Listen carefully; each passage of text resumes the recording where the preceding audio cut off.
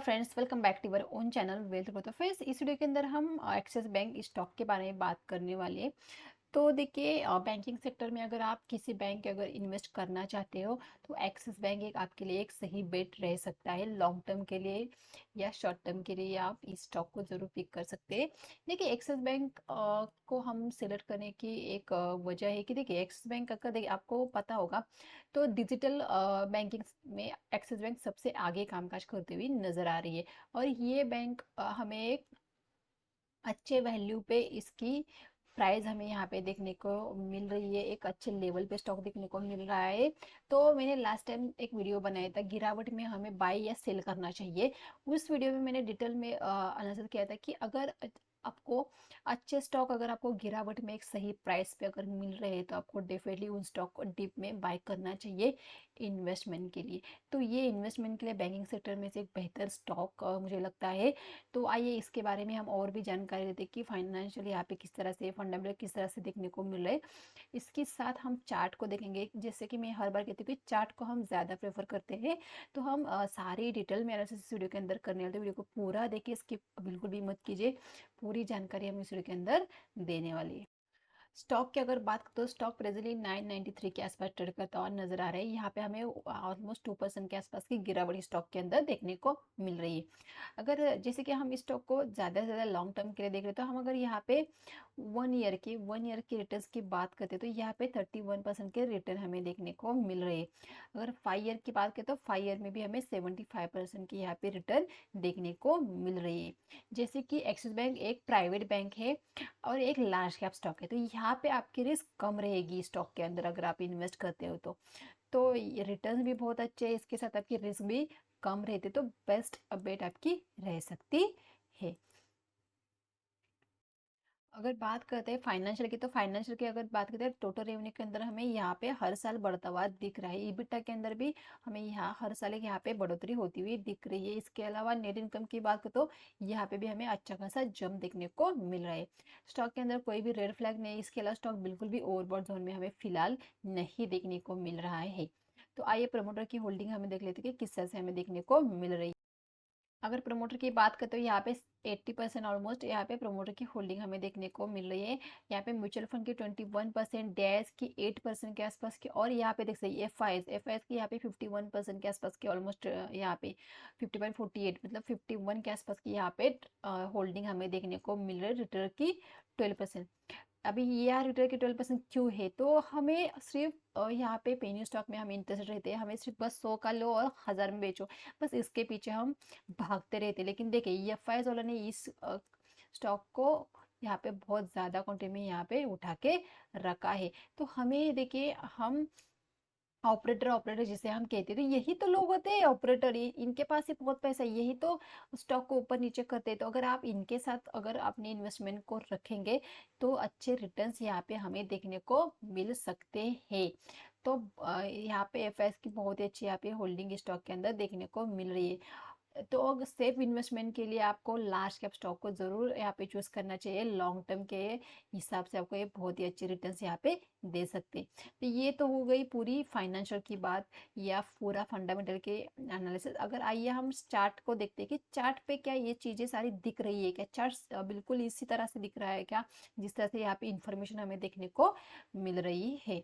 तो देखिए, कभी कभी क्या होता है, चार्ट अलग दिखता है, फंडामेंटल अलग होते हैं। लेकिन अगर फंडामेंटल और चार्ट सेम हमें अगर देखने हैं तो वो हमें सिर्फ लार्ज कैप के अंदर ही देखने को मिलते हैं। अगर स्मॉल कैप और मिड कैप के अंदर अगर आप जाओगे, वहां पे आपके फंडामेंटल अलग दिखेंगे और यहाँ पे चार्ट अलग दिखेगा, क्योंकि फंडामेंटल चेंज होने में वक्त लगता है। और मिड कैप और स्मॉल कैप के अंदर क्या होता है, कभी कभी जो कंपनी लॉस में चलती है वो अचानक से कंपनी प्रॉफिट में आती है, लेकिन वहां पे फंडामेंटल में चेंज होने से पहले चार्ट वहां पे अपनी रैली शुरू कर चुका होता है। तो इसीलिए लार्ज कैप के अंदर आपको इस तरह की चीजें नहीं देखने को मिलती, वो सस्टेनेबल हमें यहाँ पे पूरी चीजें देखने को मिलती है। तो आइए चार्ट पे चलते हैं, चार्ट किस तरह से देखने को मिलता है। यहाँ पे हमने एक्सिस बैंक का चार्ट लगा के रखा है। यहाँ पे हमने वनडे की टाइम फ्रेम लगा के रखी है। अगर वनडे के टाइम फ्रेम के हिसाब से अगर देखेंगे, स्टॉक कंटिन्यू हमें राइजिंग देखने को मिल रहा है, ऊपर की तरफ जाता हुआ दिख रहा है। अगर यहाँ पे अगर हम 1 वीक की बात करें तो 1 वीक के अंदर भी सिमिलर हमें स्टॉक यहाँ पे बुलिश देखने को मिल रहा है, मतलब वनडे के अंदर भी स्टॉक बुलिश है, वीकली चार्ट पे हमें बुलिश दिख रहा है। और अगर हम मंथली देखते हैं तो मंथली के अंदर हमें किस तरह से देखने को मिल रहा है, आइए देख लेते हैं। तो मंथली के अंदर भी कंटिन्यू राइजिंग स्टॉक देखने को मिला है। फिलहाल कोई नेगेटिव साइन नहीं है। हाँ, यहाँ पे एक रेड कैंडल बनी है, लेकिन देखिए यहाँ पे भी एक कैंडल बनी थी, लेकिन दूसरी कैंडल ऊपर की तरफ निकली है। तो यहाँ पे कोई भी यहाँ पे पिछला स्विंग नहीं ब्रेक हुआ है। कंटिन्यू स्टॉक ऊपर की तरफ चलता है। यहाँ पे देखिए इस स्विंग के आसपास आ गया, यहाँ पे बाइंग आ गई, फिर से स्टॉक ऊपर गया। तो यही होता है ना, देखिए गिरावट में क्या होता है, जो बड़े बड़े इन्वेस्ट होते हैं जैसे एफआईएस हुआ, म्यूचुअल फंड वाले हुआ, वो गिरावट में स्टॉक को बाय करते हुए, हम क्या करते हैं, हम गिरावट में स्टॉक को सेल करते हैं। ये हम उल्टा करते हैं, और वो वहाँ पे ऊपर की तरफ सेल करते हैं, नीचे की तरफ बाय करते हैं। तो इसीलिए देखिए हम हमेशा लॉस में रहते हैं या कम प्रॉफिट बुक करके निकलते हैं। तो वन डे के चार्ट पे आइए फिर से चलते हैं। तो वन डे के चार्ट पे भी हमें बहुत बड़ी यहाँ पे रेड कैंडल देखने को मिली, जिस तरह से यहाँ पे गिरावट चल रही है। तो ये एक रेंज है, देखिए यहाँ पे स्टॉक ने यहाँ पे अगर देखेंगे तो यहाँ पे ब्रेकआउट दिया था इस रेंज का मल्टीपल टाइम। यहाँ पे रेजिस्टेंस हिट होने के बाद यहाँ पे ब्रेकआउट हो गया था। तो ब्रेकआउट होने के बाद स्टॉक ने रिटेस्ट नहीं किया, तो शायद ये रिटेस्ट हो सकता है। तो ये किस तरह से कंफर्म होगा, तो देखिए स्टॉक जब तक इस स्विंग को नहीं निकालेगा, स्टॉक अप ट्रेंड में ही माना जाएगा, स्टॉक बुलिश ही माना जाएगा। कितनी भी गिरावट यहाँ पे क्यों ना है, जब तक प्रीवियस स्विंग नहीं ब्रेक हो जाता, यहाँ पे ट्रेंड नहीं शिफ्ट हो जाता। यहाँ पे देखिए इस हाई के ऊपर ये हाई लगा, इस हाई के ऊपर ये हाई लगा, मतलब हाई भी यहाँ पे हायर हाई लग रहा है, और लो भी यहाँ पे हायर लो लग रही है। मतलब स्टॉक ये क्या होगा, ये अप ट्रेंड का ये साइन हमें देखने को मिला। स्टॉक अप ट्रेंड में है, मतलब स्टॉक बुलिश है। यहाँ पे स्टॉक बिल्कुल भी निगेटिव नहीं हुआ है। सिर्फ ये इंट्राडे के अंदर क्या यहाँ पे हमें निगेटिव शो हो रहा है, लेकिन अगर डे के चार्ट पे देखते हैं, पोजिशनली देखते हैं, तो फिलहाल चार्ट बिल्कुल भी वीक नहीं हुए। चार्ट वीक कब होगा, जब ये प्रीवियस लो ब्रेक होगा और यहाँ पे हाई लोअर लो लोअर हाई लगेगा, तब हम कहेंगे हाँ चार्ट का पैटर्न निगेटिव हुआ है।